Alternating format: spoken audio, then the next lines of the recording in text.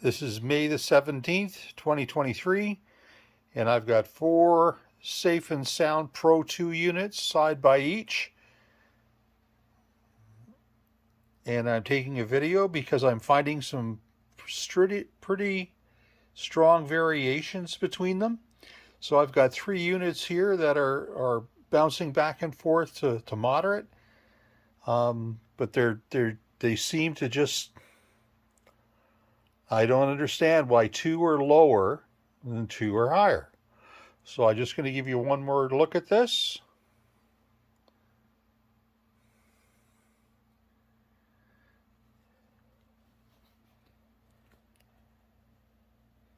And then we're going to switch some around here, just in case.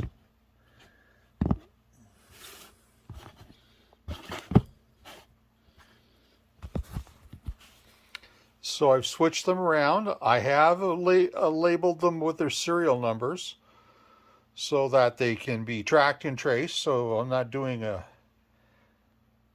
shell game here. You can see exactly what I'm seeing. And sometimes they're all in a row and sometimes they're not.